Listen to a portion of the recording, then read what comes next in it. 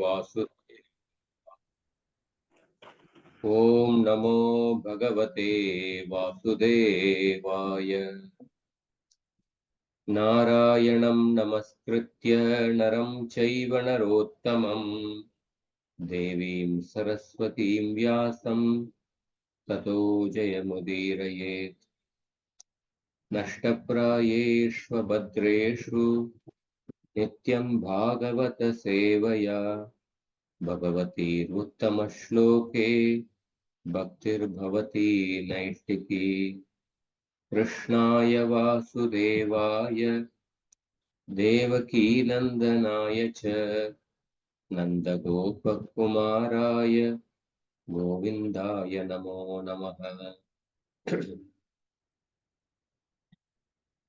ॐ अज्ञानतिमिरन्धस्य ज्ञानाञ्जनशलाकया चक्षुरोन्मिलितं येन तस्मै श्रीगुरवे नमः।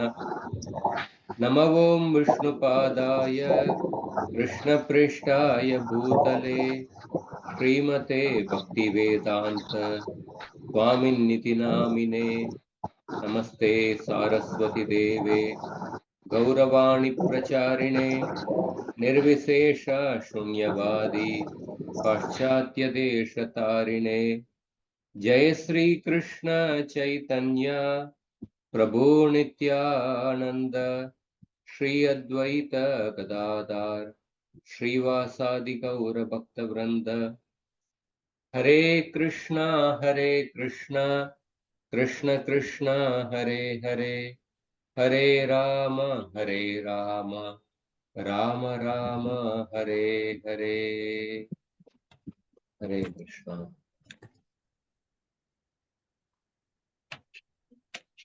போன வாரம் வகுப்பு யாராவது சொல்ல விரும்புறீங்களா? மிருந்தாளினி சொல்றாங்க பிரபு. சொல்லுங்க. ஹரே கிருஷ்ணா பிரபு. போன வாரம் நம்ம நாரதரோட முந்தைய பிறவிய பத்தி பார்த்தோம் பிரபு. இப்ப ஒரு மாம்பழ கொட்டைய விதைச்சா மாம்பழம் தான் வரும், ஆரஞ்சு கொட்டைய விதைச்சா மாம்பழம் வராது. அது மாதிரி பக்தர்களோட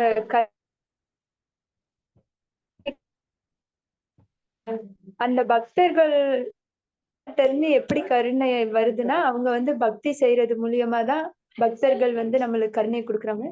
இந்த மாதிரி எந்த தவம் செய்யறது மூலியமாவோ இல்ல நம்ம புண்ணிய செயல்கள் செய்யறது மூலியமாவோ நம்மளுக்கு பக்தி கிடைக்காது. பக்தர்களோட கருணையால மட்டும்தான் பக்தி கிடைக்கும். இதுக்கு நாரதர் அவரோட முந்தைய பிறவியவே ஒரு எக்ஸாம்பிளா இங்க சொல்றாங்க. யார் அவங்களோட புகழை பத்தியே பேசுறாங்களோ அவங்க தன்னையே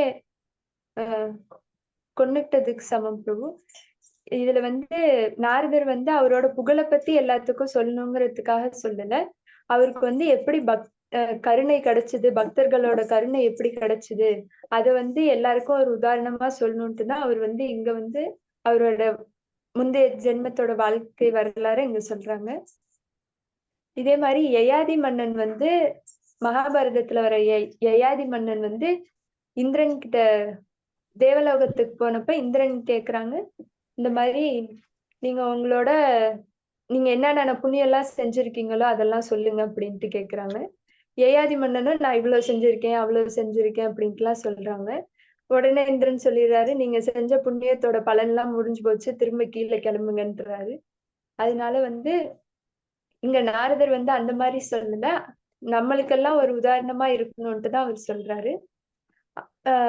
மொத்தம் pre modern era, modern era, post modern எரான்னு இருக்கு பிரபு. ப்ரீ மாடர்ன் எரால மக்கள் சாஸ்திரத்துல என்ன இருந்துச்சோ அதை அப்படியே அவங்க ஏத்துக்கிட்டாங்க. மாடர்ன் எரால விஞ்ஞான பூர்வமா தான் அதை ஏத்துக்கிட்டாங்க. போஸ்ட் மாடர்ன் எரா இப்ப உள்ள காலகட்டத்துல மக்கள் நீங்க உங்க தனிப்பட்ட வாழ்க்கையில எதை அனுபவப்பட்டிருக்கீங்களோ அதை சொல்லுங்க, அப்பதான் நாங்க நம்புவோங்கிறாங்க. இந்த மாதிரி பிரபுபாதரோட ஒரு டிசைபிள் இருந்தாங்க, திரு ஸ்வரூப தாமோதர தாஸ் கோஸ்வாமின்ட்டு. அவங்க ஒரு தடவை லெக்சர் கொடுத்தப்ப இந்த மாதிரி ஹரே கிருஷ்ணா காரங்கனாலே ஏதாவது பஜன் பண்ணிட்டு இந்த மாதிரி லெக்சர் கொடுத்துட்டு போவாங்கன்னு தான் அவங்க எல்லாம் நினைச்சாங்க. ஆனா அவர் எல்லாத்தையும் விஞ்ஞான பூர்வமா சொன்னதுனால அவங்களுக்கு ரொம்ப ஆச்சரியமாவும் இருந்தது, ரொம்ப இன்ட்ரெஸ்டாவும் கேட்டாங்க. அடுத்த ஸ்லோகத்துல வந்து நாரதர் வந்து அவர்கிட்ட இருந்த குணங்களை பத்தி சொல்றாரு. சின்ன குழந்தைங்களுக்கே இயல்பான அந்த குறும்புத்தனம் பண்றது, அந்த மாதிரி குணங்கள்லாம் அவர்கிட்ட இல்லவே இல்லை. இந்த விளையாட்டு பொருட்கள் மேல ஆசை வச்சிருக்குது, இந்த குணங்கள் அவர்கிட்ட இல்ல. ஏதாவது பெரியவங்க ஒரு கட்டளைய சொன்னாங்கன்னா அதை போய் உடனே நிறைவேற்றிடணும்னு நினைப்பாரு. ஒரு பணிவிடை மனப்பான்மை அவர்கிட்ட இருந்துச்சு. பணிவான குணங்கள் எல்லாம் நிறைய இருந்துச்சு. இதுக்கு எல்லாத்துக்கும் மேல ஒரு சின்ன குழந்தையா இருந்துட்டு அவர் குறைவாக தான் பேசுவாரு. இந்த குணங்கள் எல்லாம் அவர்கிட்ட இருந்ததுன்ட்டு அவரு வந்து சொல்றாரு. இதே விஸ்வநாத சக்கரவர்த்தி தாக்கூர் எப்படி சொல்றாருன்னா, அந்த சாதுக்களோட கருணை இருந்ததுனாலதான் நாரதருக்கு இந்த குணங்கள்லாம் வந்துச்சுன்னு சொல்றாங்க. பிரபுபாதர் வந்து பொருளுரையில ஒரு பக்தன் வந்து அவன் பக்தி வாழ்க்கையில முன்னேறதுக்கு இந்த குணங்கள் எல்லாத்தையும் வளர்த்துக்கணும்னு சொல்றாங்க. சாதுக்கள் வந்து பார்த்தாலும் நாரதர் மேல விசேஷ கருணையை காமிச்சாங்க. அடுத்த ஸ்லோகத்துல வந்து நாரதர் வந்து அந்த சாதுக்களோட அனுமதியோட அவரோட உச்சிஷ்டத்தை எடுத்து சாப்பிட்டேன், அதனால எனக்கு வந்து என்னோட எல்லா விதமான பாவ விளைவுகளும் போயிருச்சுன்னு சொன்னாங்க நாரதர். இதே விஸ்வநாத சக்கரவர்த்தி தாக்கூர் எப்படி சொல்றாங்கன்னா, நம்ம பக்தி பாதையில இருக்கக்கூடிய தடைகள் எல்லாமே தூய பக்தர்களோட உச்சிஷ்டத்தை சாப்பிடுறதுனால தடைகள் எல்லாமே நீங்கிரும்னு சொல்றாங்க. கிருஷ்ணன் மேல இயற்கையா ஒரு அன்பு வரும். அப்புறம் நம்மளோட மனம் தூய்மை அடையும். கிருஷ்ணரோட நாமத்து மேல ஒரு ருச்சி கிடைக்கும். இப்படி எல்லாம் வந்து விஸ்வநாத சக்கரவர்த்தி தாக்கூர் சொல்றாங்க. சைத்தன்ய சரிதாமிர்தத்துல வந்து பக்தி வாழ்க்கையில நம்ம முன்னேறணும்னா ஒரு 3 இம்பார்ட்டன்டான பாயிண்ட் சொல்றாங்க. ஒரு பக்தரோட பாத தூசி, அவரோட பாதத்தை அபிஷேகம் பண்ண அந்த சரணாமிர்தம், அப்புறம் அந்த பக்தர்களோட உச்சிஷ்டம், இது 3 கிடைச்சாலே நம்ம வந்து பக்தி பாதையில முன்னேறிடலாம்னு சொல்றாங்க. இதே மாதிரிதான் சைத்தன்ய சரிதாமிர்தத்துல காளிதாசர்னு சைத்தன்ய மகாபிரபுவோட ஒரு பெரிய டிவோட்டி இருந்தாரு. அவர் வந்து இந்த 3 மேல, இந்த பக்தர்களோட பாத தூசி, அவங்களோட பாத கழுவுன நீர், அவங்களோட உச்சிஷ்டம், இது 3லயும் ஒரு திடமான நம்பிக்கை வச்சிருந்தாரு. அதனால மகாபிரபு வந்து அவரோட உச்சிஷ்டத்தையே அவங்களுக்கு கொடுத்தாங்க. ஆனா இந்த உச்சிஷ்டத்தை வந்து கிருஷ்ணர் வந்து பகவத்கீதையில சொல்றாரு, ஒருத்தவங்களோட உச்சிஷ்டத்தை சாப்பிடுறது வந்து அது தமோ குணத்துல இருக்கிற உணவு, அதை வந்து நம்ம சாப்பிடக்கூடாது அப்படிங்கிறாங்க.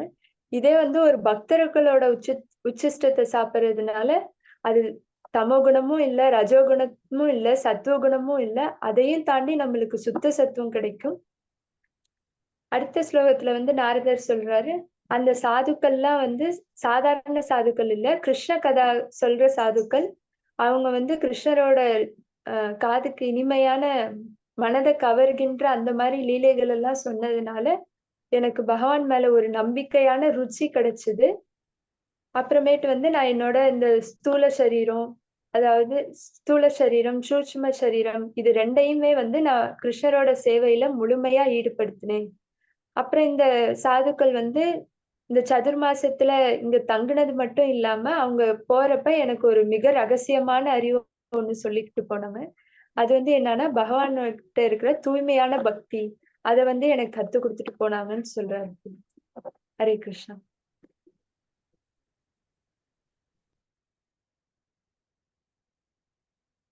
ஹரே கிருஷ்ணா. ரொம்ப நல்லா சொன்னீங்க மிருணாளினி. தேங்க்யூ பிரபு. உங்களை கடந்த 2 கிளாஸ்ல உங்களையும் உங்க தங்கச்சியும் மிஸ் பண்ணோம் கிளாஸ்ல. ஹரே கிருஷ்ணா. ஹரே கிருஷ்ணா. நம்ம தொடர்ந்து பார்ப்போம். இன்னைக்கு 5வது அத்தியாயத்தை இல்ல மீதி இருக்கிற ஸ்லோகங்களை இன்னைக்கு வந்து பார்ப்போம். 5வது அத்தியாயத்துல நம்ம 30 ஸ்லோகம் வரைக்கும் பார்த்திருக்கோம். 31வது ஸ்லோகம் பின்னாடி சொல்லுங்க. உங்ககிட்ட தமிழ்ல புஸ்தகம் இருந்தா அதுல எதை நீங்க வாசிக்கலாம். ஏனைவாகம் பகவதோ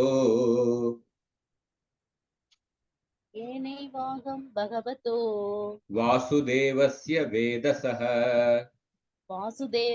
வேதசஹ மாயானுபாவமிதம் ஏன மாயானுபாவமவிதம் மாயானுபாவம் அவிதம் ஏன மாயானுபாவம் அவிதம் மாயானுபாவம் அவிதம் ஏன கச்சந்தி தத்பதம். ஏன கச்சந்தி தத்பதம். மொழிபெயர்ப்பு: அந்த ரகசியமான அறிவினால் அனைத்தையும் படைத்து காத்து அளிப்பவரான பகவான் ஸ்ரீ கிருஷ்ணருடைய சக்தியின் ஆதிக்கத்தை என்னால் தெளிவாக புரிந்து கொள்ள முடிந்தது. அதை அறிவதால் அவரிடம் திரும்பி சென்று அவரை நேருக்கு நேராக ஒருவரால் சந்திக்க முடியும். ஸ்ரீல பிரபுபாதகி ஜெய். போன ஸ்லோகத்துல நாரதர் சொன்னார், இந்த மாதிரி இந்த பக்தி வேதாந்த சாதுக்கள் அந்த மழை காலம் முடிந்து அந்த ஊர்ல இருந்து திரும்பி போகிறதுக்கு முன்னாடி எனக்கு மிக ரகசியமான ஞானத்தை போதனை செய்தார்கள் அப்படின்னு நாரதர் சொன்னார். அந்த மிக ரகசியமான ஞானம் என்னன்னா தூய பக்தியை பற்றியான ஞானம். சோ இப்ப இந்த ஸ்லோகத்துல, போன ஸ்லோகத்துக்கு இந்த ஸ்லோகத்துக்கு உள்ள தொடர்பு என்னன்னா, அந்த ரகசியமான ஞானத்தின் மூலமாக நம்ம எந்த விஷயத்தை புரிந்து கொள்கின்றோம். இரண்டாவது, அந்த ரகசியமான ஞானத்தின் மூலமாக ஒருத்தர் எதை அடைய முடியும். இந்த இரண்டு விஷயங்களும் இந்த ஸ்லோகத்தில் சொல்லப்பட்டது. ஏனை வாகம் பகவதோ, ஏன ஏவ அகம் பகவதோ. ஏன அப்படின்னா அந்த அவர்கள் சொல்லிக் கொடுத்த அந்த ரகசியமான ஞானம், தூய பக்தியை பற்றியான அந்த ரகசியமான ஞானத்தின் மூலமாக பகவதோ வாசுதேவஸ்ய வேதசக மயா அனுபவம் அவிதம். மயா அனுபாவம் அவிதம் அப்படின்னா இந்த ரகசியமான ஞானத்தின் மூலமாக பகவான் வாசுதேவருடைய ஆன்மீக சக்தி மற்றும் ஜட சக்தி, பகவான் வாசுதேவருடைய அந்தரங்க சக்தி மற்றும் பகிரங்க சக்தி, இதனுடைய அந்தரங்க சக்தி மற்றும் பகிரங்க சக்தியினுடைய செல்வாக்கை பற்றி நான் புரிந்து கொண்டேன். பக்தியின் மூலமாக வாசுதேவே பகவதி ஜனயத்யாஷு வைராகியம் ஞானம் ஜெயத் அஹேதுகம். வாசுதேவே பகவதி பக்தி யோக பிரயோஜிதः ஜனயத்யாஷு வைராகியம் ஞானம் ஜெயத் அஹேதுகம். பக்தியின் மூலமாக ஒருத்தர் பக்தி செய்வதன் மூலமாகவே ஒருத்தர் ஆன்மீக ஞானத்தை அடைந்து விடுகின்றார். அவருக்கு எழுத படிக்க தெரியலனாலும் தூய பக்தியின் மூலமாக ஒருத்தர் ஆன்மீக ஞானத்தையும் ஒரு வைராகியத்தையும் தானாகவே வந்து விடுகின்றது. இந்த மாதிரி இந்த நாரதர் அந்த பக்தி வேதாந்த சாதுக்கள் கொடுத்த ரகசியமான ஞானத்தை மூலமாக பகவான் வாசுதேவர், பகவான் கிருஷ்ணருடைய அந்தரங்க சக்தி, அந்தரங்க சக்தி அல்லது ஸ்வரூப சக்தி அப்படின்னு சொல்றோம். அல்லது அந்தரங்க சக்தி, ஸ்வரூப சக்தி மற்றும் பகிரங்க சக்தி, இந்த ஜட உலகத்தை கட்டுப்படுத்துகின்ற பகிரங்க சக்தி, இந்த இரண்டு சக்திகளுடைய செல்வாக்கை என்னால புரிந்து கொள்ள முடிந்தது. அதுக்கப்புறம் ஏன கச்சந்தி தத்பதம், ஏன கச்சந்தி தத்பதம், அப்படிப்பட்ட ரகசியமான ஞானத்தின் மூலமாக ஒருத்தர் எதை அடைய முடியும்? தத் பதம் கச்சந்தி. தத் பதம் அப்படின்னா அந்த பகவானுடைய இருப்பிடமான வைகுண்டத்தை ஒருத்தரால் அடைய முடியும். ஜன்ம கர்ம சமே திவ்யம் ஏவம் யோவேத்தி தத்வதः த்யக்த்வா தேகம் புனர்ஜன்ம நைதிமாமேதி சோர்ஜனம். கிருஷ்ணரே சொல்றார், இந்த மாதிரி என்னுடைய தெய்வீகமான பிறப்பு மற்றும் செயல்களை ஒருத்தர் அறிவதன் மூலமாக ஒருத்தருக்கு திரும்ப இந்த உலகத்துல, இந்த சம்சாரத்தில் அவர் பிறக்க மாட்டார் அப்படின்னு சொல்றார். ஏன கச்சந்தி தத்பதம், அந்த தூய பக்தியை பற்றிய அந்த ரகசியமான ஞானத்தை அறிவதன் மூலமாக ஒருத்தர் பகவானுடைய நித்திய இருப்பிடமான அந்த வைகுண்டத்தை அடைய முடியும், பக்தர்கள் அடைகின்றார்கள் அப்படின்னு சொல்ற. அடுத்த ஸ்லோகம்.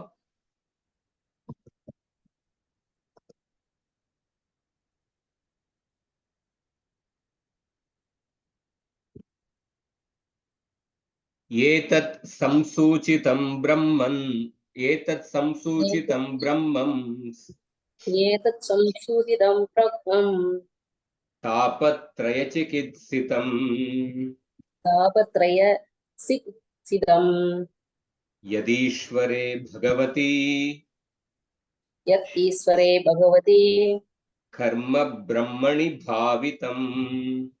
கர்ம பிரத்மணி பாவிதம். மொழிபெயர்ப்பு பொருளரை வழங்கியவர் ஆசபக்தியுதம் சுவாமி சில பிரபுபாதை ஜெய். பிராமணரான வியாசதேவரே, ஒருவரது செயல்களை பரமபுருஷரான முழுமுதற் கடவுளுக்கு ஸ்ரீ கிருஷ்ணர் அர்ப்பணிப்பதுதான் எல்லா தொல்லைகளையும் துன்பங்களையும் அகற்றுவதற்கான மிக சிறந்த நோய் தீர்க்கும் முறை என்று கற்றவர்களால் முடிவு செய்யப்பட்டுள்ளது. ஹரே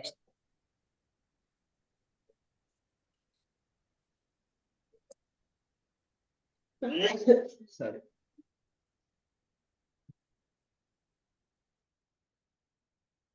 இந்த ஸ்லோகத்துல பாருங்க, ஏதத் சம்சூசிதம் பிரம்மம் தாபத்ரய சிகித்சிதம் யதீஸ்வரே பகவதி கர்ம பிரம்மணி பாவிதம்.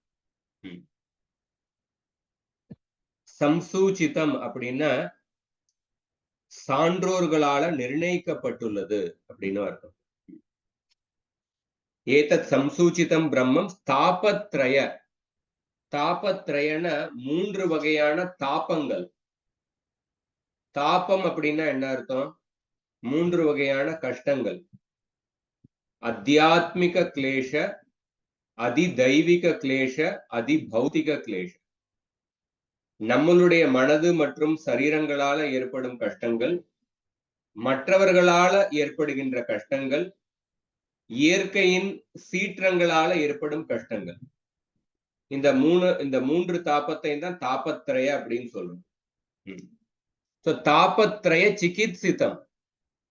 இந்த 3 வகையான தாபங்கள் ஒவ்வொருத்தரும் எந்த நபராக இருந்தாலும், ஒருத்தர் அம்பானியாக இருக்கட்டும், அதானியாக இருக்கட்டும், எவ்வளவு பெரிய பணக்காரரா இருந்தாலும், எவ்வளவு ஒரு புகழ்பெற்ற நபரா இருந்தாலும், ஒவ்வொருத்தருடைய வாழ்க்கையில இந்த 3 தாபங்கள் ஏதாவது ஒரு தாபமாக இருந்து கொண்டே இருக்கு.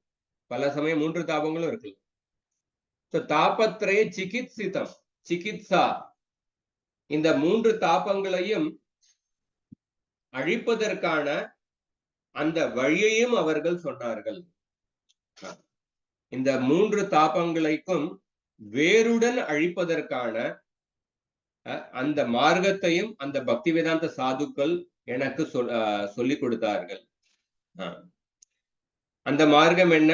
யதீஸ்வரே பகவதி கர்ம பிரம்மணி பாவிதம். யதீஸ்வரே பகவதி கர்ம பிரம்மணி பாவிதம் அப்படின்னா, பகவான் நாம் செய்கின்ற செயல்களினுடைய பலன்களை, நாம் செய்கின்ற செயல்களை பகவானுக்கு அர்ப்பணம் செய்வதன் மூலமாக நாம காலப்போக்கில் இந்த 3 வகையான தாபங்களில் இருந்து நமக்கு விடுதலை கிடைக்கும். நமக்கு விடுதலை கிடைக்கும். பாகவதத்துல ஆரம்பத்திலே கூட ஒரு ஸ்லோகம் இருக்கு. ஹரே கிருஷ்ணா. கேக்குதா உங்களுக்கு? திடீர்னு கேக்குதுங்க பிரபு. சரி, என்னோட ஸ்கிரீன்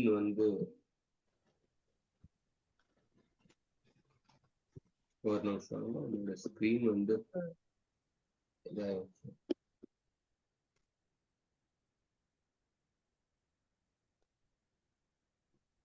என்னமா பண்ற?